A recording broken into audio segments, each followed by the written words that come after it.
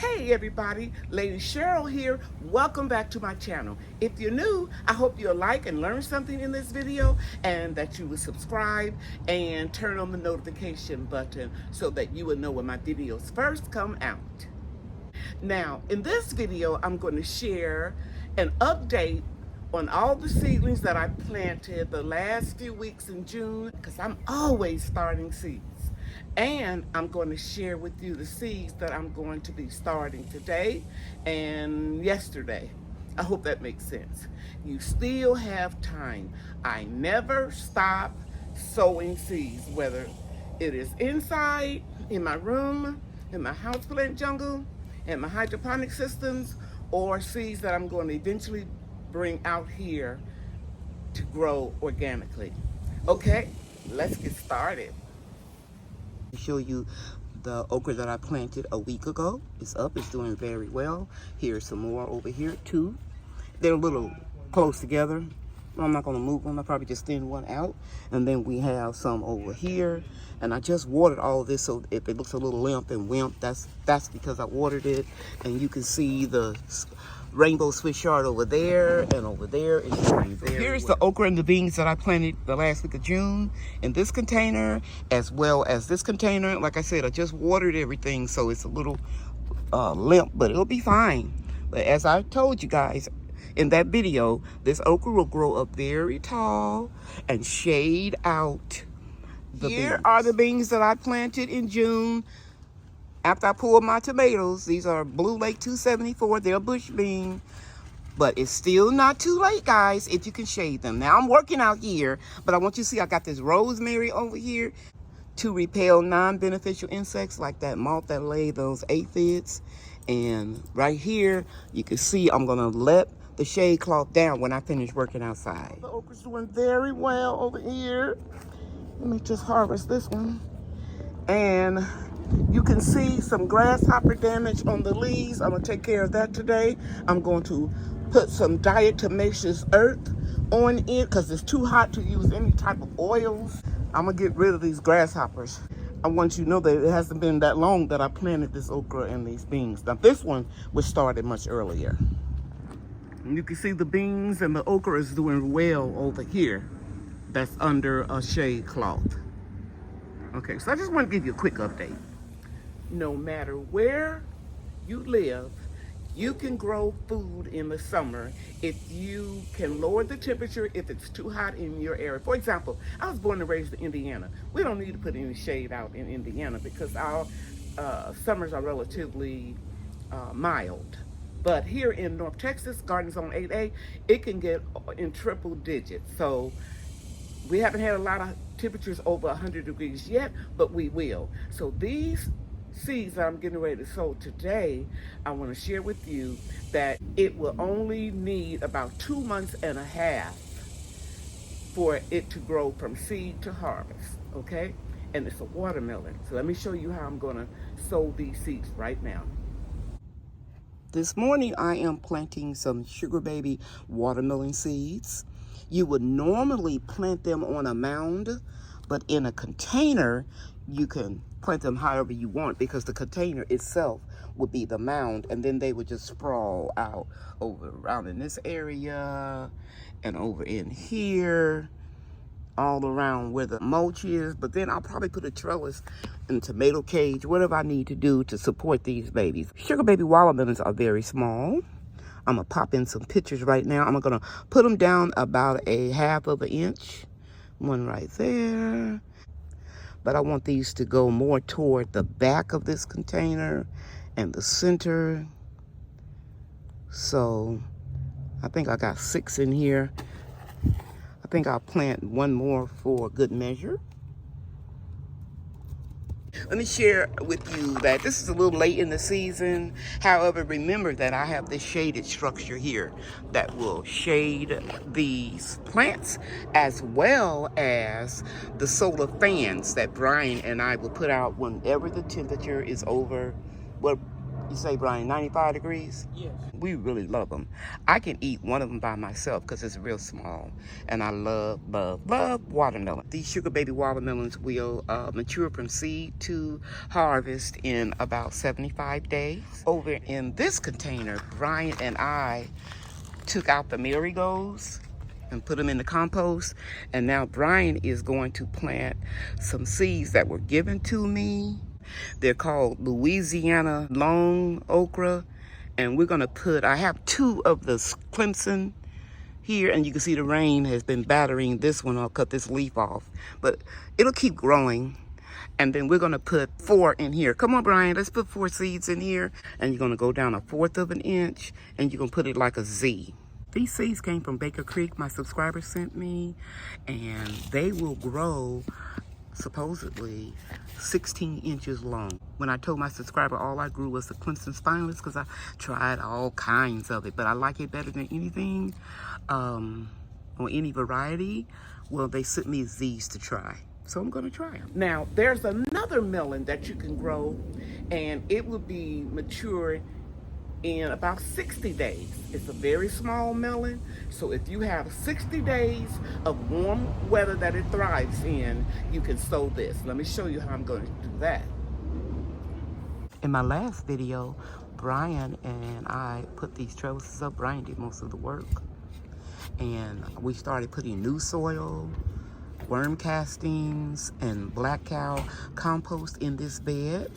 And now we emptied a couple of old containers of soil, and Brian is evenly distributing it, and we're going to put a little new soil on top, and we're going to plant Minnesota midget cantaloupe.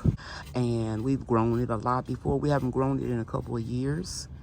I've been here in this location for 3 years, 3 summers in August, and we planted and grew some the first year, so I'll pop in pictures and let you see what they look like. We love them.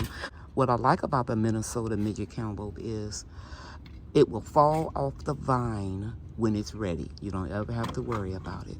So we're gonna train them to go up this trellis, this corner trellis here. After adding more soil, we're gonna plant our cantaloupe seeds in this bed. Brian, you're gonna go 1/2 inch where I told you, in front of each little vertical area, 2 of them together, and lightly pat. Don't pat down too deep. Put them, next time, plant them together, okay? And here are all your seeds. I'll pop a picture and showing them where I saved the seeds. Put 2 next to each other, and we'll thin them out later, and then just pat it down. You gotta go down 1/2 inch, Brian. It's gonna rain. Okay, guys, I'm not going to film all of that. He's gonna go all the way down across right here, and then all the way vertical this way. You can talk. Hey everybody, my name is Cheryl. All right, this is my grandson. I have 2 grandsons. Y'all see Brian a lot because I live with Brian and his mother and dad. But Chewy comes over a lot, and he loves to help me in the garden. And today we got a project to do that I need some manpower on. So I got my grandson, Andre. I'm the only one could call him Chewy because I've been calling him Chewy since he was a baby. Now I'm going to show you what we're getting ready to do. This is my large galvanized raised garden bed. And in this bed, I've got 2 pepper plants over here that I planted in March. Okay? And they're doing really well after we harvested all the tomatoes that were growing in here in this space. And you can see the California sweet bell peppers are beginning to flourish. And this is my dilemma. I need to add more soil. Brian and I did that the other day. But Chewy and I are getting ready to add some more back here and here where my hand is. And we're going to plant some sugar baby watermelon seeds. And then eventually they will start growing up the tomato cages and then the trellises that I have on this corner. Does that make sense? Mm-hmm. Okay. So let's put some more soil right in here. That bag that you were filling up some containers with, we're going to put that right here. New potting mix. We're going to drop all the soil in here. Try not, look, here are my beans. They're flowering. I just planted them a few weeks ago. But I want that soil right here. Do I need to get out your way? Yeah. Okay. See this pepper plant, guys? It's a little puny one. Every now and then you have a little baby that don't want to grow. And that's what happened with this plant. So I'm going to dig this plant up. I'm going to dig a real big root ball, and I'm going to place it right here so that I can have this space from here all the way here clear to put my fall tomato plants in. But I'm going to put some sugar baby watermelon seeds right here, and here, and I'm going to train them to go up to 3 tomato cages. The one here, then this will be 2, and then this will be 3. Okay? All right. Cheryl helped me, guys, and we filled up these containers. Now, I know what you're probably thinking, well, she got those containers in this garden bed. But this is the deal. You have to strategize what you're going to do. It's getting too hot down here in Garden Zone 8A, Mesquite, Texas, for flowers. So you see I got them all shaded as much as I can. Pretty soon it's going to be so hot that a lot of these flowers are not going to grow, my annuals.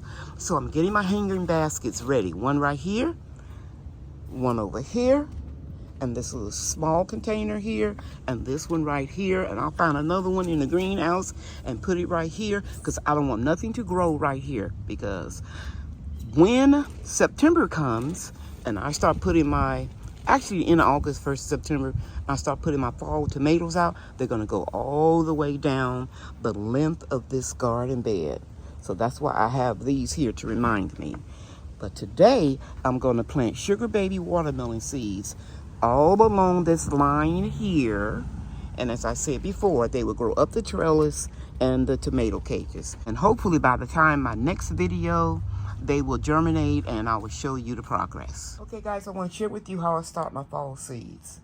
Today is July 11th, and a few days ago in these little food savers, I put several seeds, and you can see they have sprouted. This is the Celebrity. Over here I have the Rio Grande. It is a meaty paste tomato. So I've got 3 to germinate here. And then finally over here, I have 3 beefsteaks. So now I have my cells all filled with potting mix. As you can see, I have 9 here.